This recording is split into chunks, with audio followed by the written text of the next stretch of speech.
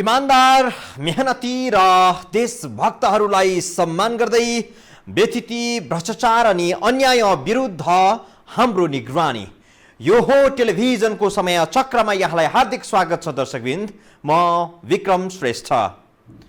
दर्शकहरू, नेपालसँगैका देशहरू केही दशकको अन्तरमा आज समृद्ध मुलुकको सूचीमा दर्ज भएका छन्। 40-50 वर्ष अघिसम्म दक्षिण कोरियाले नेपालसँग चामल किनेर लैजान्थ्यो। आज त्यही कोरियाले बनाएको सामसुङ फोन, एलजी को टेलिभिजन अनि हुन्डाईका गाडीहरू नेपाली जीवनको अभिन्न अङ्ग जस्तै बनिसकेका छन्। 7 दशकमा कोरिया चामल नभएको देशबाट एसियाको चौथो शक्तिशाली अर्थतन्त्र भएको र विश्वको 12औं शक्तिशाली अर्थतन्त्र भएको देशमा रूपान्तरण भइसक्यो। तर हाम्रो देशले 7 दशक त राजनीति गरेरै बिताइदियो। देश समृद्ध हुन नागरिक रोजगार हुनुपर्छ। रोजगार हुन देशका युवाहरूलाई सिप सिकाउनुपर्छ।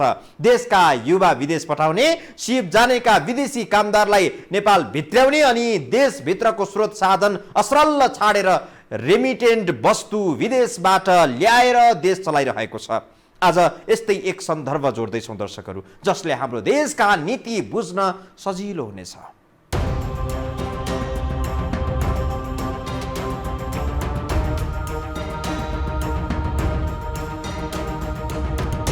नेपालको 44% क्षेत्र वनले ढाकेको छ। यति धेरै वन भएको देशमा 60% फर्निचर वा काष्ठजन्य उत्पादन विदेशबाट आयात हुन्छ। फर्निचर एवं फर्निसिङ व्यापार व्यवसायमा संलग्न अनुभवी व्यक्तिहरूको दाबी अनुसार नेपालमा 40 देखि 50 अर्बको वार्षिक कारोबार यो क्षेत्रमा हुन्छ। नेपालमा फर्निचर र फर्निसिङ भने दुवै समेटेर गर्दाखेरि वार्षिक कारोबार लगभग 40 देखि 50 अर्बको छ। यसमा अब कुरा गर्ने हो भने लगभग हाम्रो आँकडा अनुसार लगभग कुल व्यापारको, कुल आयातको र कुल व्यापारको लगभग 60% हामी आयातमै अझ निर्भर छौँ। नेपाललाई चाहिने जति काठ नेपालकै वन जङ्गलमा छन्। आन्तरिक माग बमोजिमका वस्तुहरू उत्पादनका लागि चाहिने युवा शक्ति पनि नेपालमा छन्। लगानी गर्न तयार बैंक तथा वित्तीय संस्थाहरू पनि पर्याप्त छन्। तर पनि हामी नेपाली ब्राजिल, मलेसिया, थाइल्यान्ड, चीनदेखि फर्निचर तथा फर्निसिङका उत्पादनहरू आयात गर्छौँ। यहाँ नेपाल हामी आफैमा चाहिँ आत्मनिर्भर भइकन पनि हामीले चाहिँ बाहिरबाट काठहरू चाहिँ आयात भइरहेको छ। नेपालका भिआइपीदेखि भिभिआइपीका घरमा विदेशीले बनाइदिएका पलङ हुन सक्छन्, सोफा हुन सक्छन्। विदेशीले बनाइदिएको पलङमा सुतेर समृद्ध नेपालको सपना देख्ने नीति निर्माताहरू कति होलान् कति। फर्निचर तथा फर्निसिङको वार्षिक कारोबार 50 अर्ब रुपैयाँको मान्ने र 60% उत्पादन आयात गर्नुपर्ने तथ्यमा टेक्ने हो भने हामी वर्षमा 30 अर्ब रुपैयाँ विदेश पठाउँछौँ। 30 अर्ब रुपैयाँको व्यापार स्वदेशमै गर्न नसकिने कुनै कारण छैन। केही आधुनिक प्रविधि भित्र्याउने र आफ्ना देशका बेरोजगार युवालाई 4 महिनाको तालिम दिने हो भने जस्तै सामानहरू स्वदेशमै उत्पादन हुन सक्छन्। लगभग चाहिँ 5 वर्षमा हामीले चाहिँ 12 अर्ब रुपैयाँ चाहिँ आम्दानी गर्न चाहिँ सक्छौँ भन्ने किसिमको पनि हाम्रो एउटा चाहिँ तथ्याङ्क चाहिँ प्राप्त भएको छ। 12 लाख रोजगारी हामी चाहिँ निकाल्न चाहिँ सक्छौँ भन्ने पनि चाहिँ हामीले चाहिँ गरेका छौँ वैज्ञानिक वन व्यवस्थापनबाट। तर दुर्भाग्य, यति धेरै सोचेर टाउको दुखाउनु भन्दा 15,000 किलोमिटर परको देश ब्राजिल, 3,283 किलोमिटर टाढाको मलेसिया, 2,221 किलोमिटर टाढाको थाइल्यान्डबाट किनेर आफ्नो आवश्यकताहरू पूरा गर्नतिर नै हामी लागि परेका छौँ। कतिपय अवस्थामा वनका बुढा र पुराना रुख काट्न पनि दिइँदैन। भएका रुख ढलेर कुहिन्छन् तर तिनको उपयोग गरिँदैन। त्यो रुख त चाहिँ जानेर वा नजानेर पनि चाहिँ चोरी निकासीबाट पनि त रुख त काटिएकै थियो नि त, हैन? त्यही चिजलाई चाहिँ वैज्ञानिक वन व्यवस्थापनले के गर्यो त भन्दा काट्ने, तर चाहिँ व्यवस्थित रूपमा चाहिँ काट्ने, एउटा चाहिँ निश्चित सिद्धान्त, विधि र प्रक्रियाबाट काट्ने भन्ने नै हो। त्यस कारणले गर्दा चाहिँ यसले चाहिँ राम्रो रोजगारी चाहिँ सृजना। देशको माग बमोजिमका काठ स्वदेशमै उत्पादन हुन सक्छन्, तर नीति निर्माताहरू वैज्ञानिक वन व्यवस्थापनको एकहोरो मन्त्र जपिरहन्छन्। अनि देशका वन तथा वातावरण मन्त्री भनिएका शक्ति बहादुर बस्नेत जङ्गलै जङ्गल भएको देशमा वृक्षारोपण महाअभियान सञ्चालन गर्छन्। मन्त्री बस्नेतले थालेको यस्तो अनावश्यक काम उनी मन्त्री पदमा बहाल भए लगत्तै सुरु गरेका थिए। अहिले त्यो कार्यक्रमको अत्तो पत्तो केही छैन। मन्त्री बस्नेतले महाअभियानका नाममा 5 करोड बिरुवा रोप्ने घोषणा पनि गरेका थिए। आफ्नै देशमा भएका काठपात प्रयोग गरेर आन्तरिक उत्पादन बढाउने, सिप नभएका युवालाई रोजगार दिने, गुणस्तरीय उत्पादन विदेश निर्यातका लागि पहल गर्ने जस्ता कार्यमा सरकारको ध्यान जानु पर्थ्यो। त्यही हिजोका संरक्षणमुखी ऐन, नियम, कानुन र परिपत्रहरूले नै क्रियाशील भएका हाम्रा सङ्गठन, संरचना र प्रक्रियाहरू अद्यावधिक रहेको कारणले गर्दाखेरि चाहिँ यो चाहिँ व्यावसायिक रूपमा चाहिँ अगाडि बढ्न नसकेको हो। यद्यपि वन ऐन 2076ले चाहिँ अहिले यसलाई चाहिँ वन स्रोतलाई एउटा चाहिँ उद्यमको रूपमा चाहिँ लैजाने, सदुपयोग गर्ने र यसैबाट समृद्धि हासिल गर्ने भनेर वन ऐनले स्वीकारिसकेको अवस्था छ। यो काम गर्दा देशमा कम्तीमा पनि 1 लाख नयाँ रोजगारी सिर्जना हुन सक्ने व्यवसायीहरू अनुमान गर्छन्। 1 लाख युवालाई रोजगारी दिने कार्यक्रम चान्चुन पटक्कै होइन। देशका युवालाई सिकाएर रोजगार बनाउनु भन्दा आफ्नो देशका मन्त्री, हाम्रा देशका मन्त्री र नीति निर्माताहरू नै मलेसिया, कोरिया, जापान आदि देशमा वैदेशिक रोजगारीको कोटा ल्याउन सकेकोमा गर्व गर्छन्। हुँदा अहिले देश धान्ने मुख्य स्रोत भनेकै विदेशबाट नेपालका युवाले पठाएको रेमिट्यान्स बनेको छ। दुनियाँमा रेमिट्यान्सले समृद्ध बनेका देश एउटा पनि छैनन्। घर भत्ताभुङ्ग पारेर विदेश सिँगार्न जानु नेपाली युवाको रहर होइन। स्वदेशमा हुने रोजगारीका अवसरमा राज्यले नै ढोका बन्द गरिदिएको छ। सिकाउने र देशभित्रको स्रोत साधन प्रयोग गरेर उद्यम गर्नुको सट्टा सबै विद्यार्थीलाई A+B को होल स्क्वायरको सूत्र घोकाउने नीति सरकारको छ। सबैलाई एकै खाले शिक्षा दिने सरकारको यो नीतिले युवाहरू शिक्षित त बन्छन् तर गरी खाने उद्यमी र पौरखी बन्दैनन्। फर्निचर र फर्निसिङ व्यवसायमा पनि यस्तै स्थिति देखिन्छ। सुनको कचौरामा भीख माग्ने स्थितिमा पुगेका छौं हामी। विदेशीले अनुदान नदिँदा देशका अर्थमन्त्रीलाई बजेट कसरी बनाउने भन्ने चिन्ता हुन्छ। ऋण अनुदानमै पनि देशभित्र बेला बखत ठुलो विवाद उत्पन्न भइरहेका हुन्छन्। MCC विवाद हेर्दा लज्जा बोध हुन्छ। देश गरिब छ, विदेशीले अनुदान दिन्छौँ भन्छ, हामी आन्तरिक कलहले त्यो सहयोग लिन नसक्ने अवस्थामा पुगेका छौँ। अनुदानका शर्तहरूबारे पहिले नै सोचेर हस्ताक्षर गरेको भए सायद अहिले विवाद हुँदैन थियो होला। समृद्धिको सपना देखेका प्रधानमन्त्री केपी शर्मा ओलीले विकासको गति नै मत्थर पार्ने व्यक्तिलाई लगानी बोर्डको कार्यकारी अधिकृतमा नियुक्ति दिलाएको विवाद पनि छँदैछ। थप प्रसङ्गसहित आउँछौँ यो ब्रेकपछि।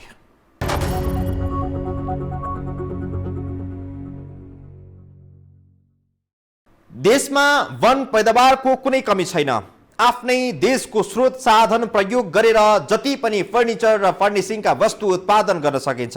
तर यो देशको सरकार आफै विदेशी चिल्ला फर्निचर खरिद गर्छ। राष्ट्रवादको भावना फैलाउन जान्ने, आत्मनिर्भर अर्थतन्त्रको मन्त्र जप्न पनि जान्ने अनि वनको रुख चिरेर फर्निचर बनाउने सिप चाहिँ युवालाई सिकाउन नजान्नेहरूका कारण आज नेपाली युवाको दुर्दशा यो हालतमा पुगेको छ। राज्यले सिप सिकाउँदैन तर मजदुरी गर्न विदेश पठाउन म्यानपावर कम्पनीहरूलाई प्रवर्धन गर्छ।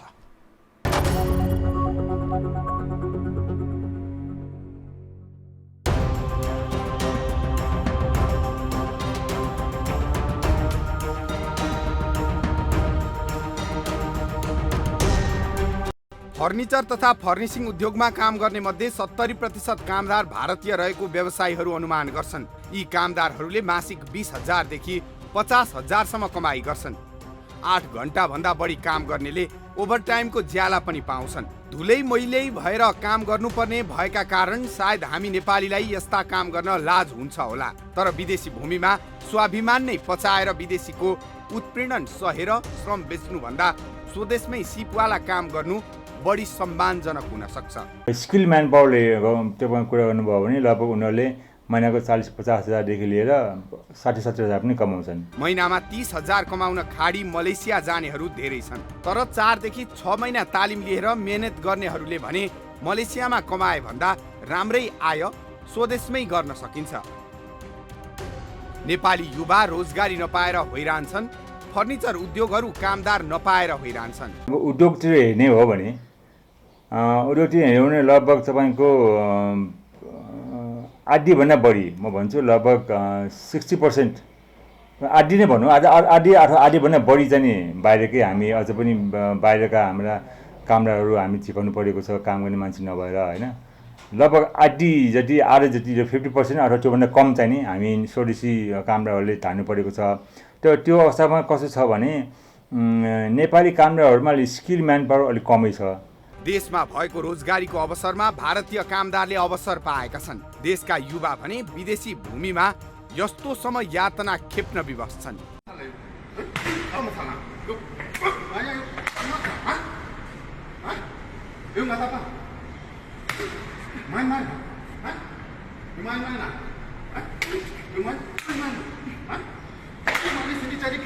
cari masalah.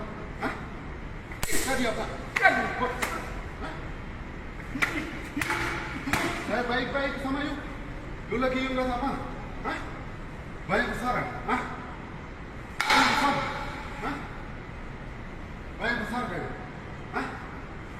क्या बस भाई छोड़ दे ओ भाई Banyak besaran? Hah? बस Banyak besaran? Hah? Oi. Furniture तथा फर्निसिङको काम गर्ने दक्ष जनशक्ति स्वदेशमै उत्पादन गर्नुपर्ने आवश्यकता छ। यसका लागि धेरै ठुलो रकम पनि चाहिँदैन। फर्निचर तथा फर्निसिङ व्यवसायहरू आफैले एक तालिम केन्द्र दर्ता पनि गरेका थिए। फर्निचर सिप विकास तालिम केन्द्र नामक यो केन्द्रलाई युरोपेली मुलुक इटालीले तालिम केन्द्रलाई चाहिने जति सबै प्राविधिक सहयोग दिने वचन पनि दिएको थियो। हामीले हाम्रो लोकल कामदार युज गरेर पनि अहिले अनस्किलमा बढी छ हाम्रो। त्यो चाहिँ हाम्रो कमजोरी भन्नुपर्छ, किन हामीले तयारी अवस्थामा पर्याप्त रूपमा हामीले एउटा ट्रेनिङ, एउटा भोकेसनल ट्रेनिङहरू, अब यस्तो यो स्किल ट्रेनिङहरू हामी दिन पाएका छैनौँ। यसमा अब सबैको कमजोरी चाहिँ देखिएको छ। यसका लागि करिब 15 रोपनी जति जमिन चाहिन्थ्यो। त्यो जमिन उपलब्ध गराइदिन आग्रह गर्दै व्यवसायीहरू वन मन्त्रालयदेखि उद्योग मन्त्रालयसम्म पुगे। सरकारी अधिकारीहरूले मिठो आश्वासन दिएर फर्काए, तर जमिनको बन्दोबस्त भएन। तालिम केन्द्र खोल्ने योजना पनि त्यसै तुहियो। सरकारमा रहेका उच्च पदस्थ व्यक्तिहरूलाई रिझाउन सक्दा कौडीको भाउमा 100औं रोपनी जमिन निजी कम्पनीले हत्याउँछन्, तर युवा रोजगार बनाउने तालिम केन्द्रका लागि 15 रोपनी जमिन उपलब्ध हुन सकेन। तालिमका कार्यक्रमहरू सरकारी प्रक्रियाबाट पनि अलिकति व्यवस्थित रूपमा चाहिँ गएनन्। अनि त्यसपछि चाहिँ मानिसहरू उद्यमीहरू पनि परम्परागत उद्यमीहरू मात्रै हुनुभयो। नेपालमा सालको चुरलाई काठ भन्ने बाँकीलाई कुकाठ भन्ने गरिन्छ। विज्ञहरूको मतमा चाहिँ सबै खाले काठलाई धुलो बनाउने अनि आधुनिक प्रविधिबाट विभिन्न साइजका काठ उत्पादन गर्ने हो भने कुकाठ सम्बन्धी अवधारणामा परिवर्तन आउन सक्छ। फाइबर बोर्ड बनाउने प्रविधि अर्थात् medium density fibre board MDF वा जडान गर्ने हो भने यसबाट फर्निसिङका लागि चाहिने वस्तुहरू उत्पादन हुन्छन्। यसबाट घरमा प्रयोग हुने चौकसहरू समेत उत्पादन गर्न सकिन्छ। यो प्रविधि नेपालमा हालसम्म उपलब्ध नरहेको जानकारहरू बताउँछन्। यो प्रविधि भित्र्याउने र उत्पादन बढाउने हो भने आन्तरिक उत्पादन त बढ्छ नै, धेरै युवाले रोजगारी पनि पाउन सक्छन्। मुलुकभर जङ्गलै जङ्गल छ। नेपालमा जङ्गलबाट वर्षमा 60-70 अर्ब रुपैयाँ बराबरको काठ झिक्न सकिने विज्ञहरू दाबी गर्छन्, तर देशमा अर्बौंको फर्निचर अनि फर्निसिङका वस्तु आयात हुन्छन्। आयात पनि नजिकैको छिमेकी देशबाट हो र ब्राजिल, क्यानाडादेखि अमेरिकासम्मबाट आयात हुने गर्छ। कृषि प्रधान देश भन्दा भन्दै हामी आयात प्रधान देशमा खस्किसक्यौँ। यति हुँदा पनि केही नै नभए जस्तो सबै ठिकठाक नै चलिरहे झैँ सरकार प्रस्तुत हुने गर्छ अनि दिक्क लाग्छ। हामी आउनेछौँ यो ब्रेकपछि।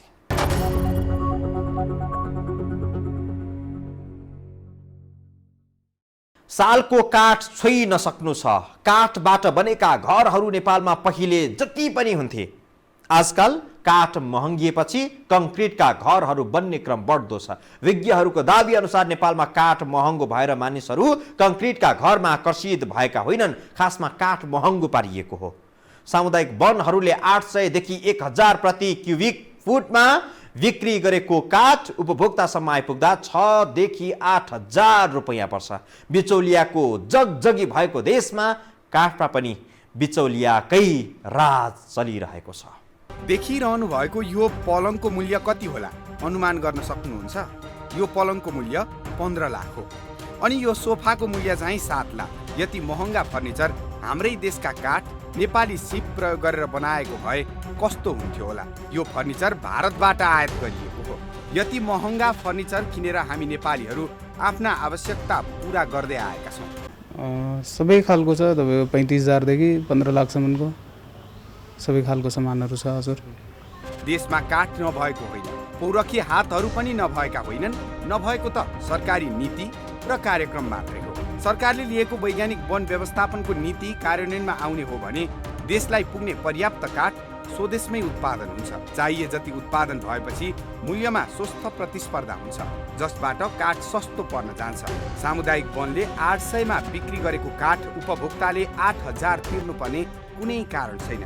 यो जुन हाम्रो यो काठ महँगो हुनुमा चाहिँ बिचमा अब यो ठेका प्रथाहरू भयो, यसले गर्दाखेरि हामी फर्निचरको व्यवसायहरूले चाहिँ जो उद्योगहरू छ उहाँ उद्योगहरू आफैले चाहिँ वनबाट काठ आपूर्ति गर्न नपाउने र कटानहरूमा टेन्डरमा भाग लिन नपाउने, समिलवालले मात्र लिन पाउने र समिलबाट हामीले काठ लिँदाखेरि पनि समिलमासम्म पुग्दाखेरि पनि त्यस बिचमा चाहिँ धेरैवटा चाहिँ लेभलमा आइसक्यो भन्दाखेरि त्यसमा भ्यालु एड भइसक्दाखेरि काठ चाहिँ बजारमा धेरै महँगो पर्न गएको छ। रुख काट्यो भने वन सखाप हुन्छ र देश मरुभूमिमा रूपान्तरण हुन्छ भन्ने हल्ला फैलाउने बुद्धिजीवीहरू पनि नेपालमा थिए।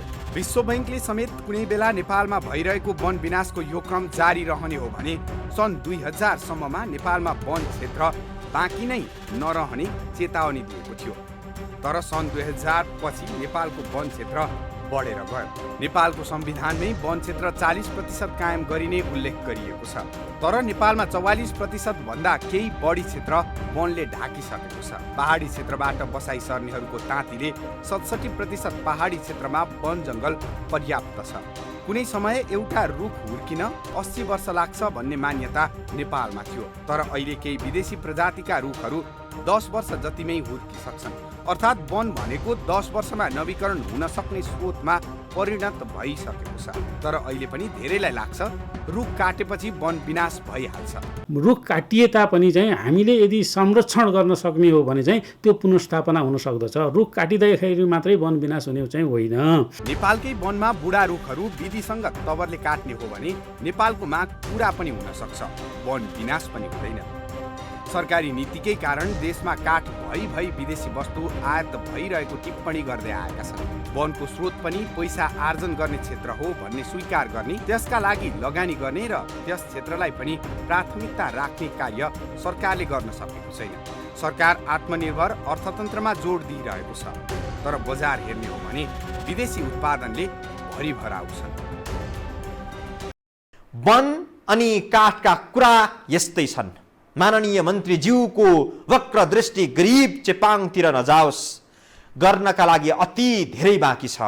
मन्त्रीले गरिबका घर र गोठ छुट्याउन पनि सक्दैनन्। नेपालमा व्यक्तिगत समृद्धि धेरै भएर हो वा किन हो, ठुला बडालाई गरिबका छाप्रा पनि गाईका गोठ बाख्रोको खोर जस्तो लाग्दो रहेछ। समय चक्रको आजको प्रस्तुति सकियो। दर्शकवृन्द बिदा दिनुहोस्। नमस्कार।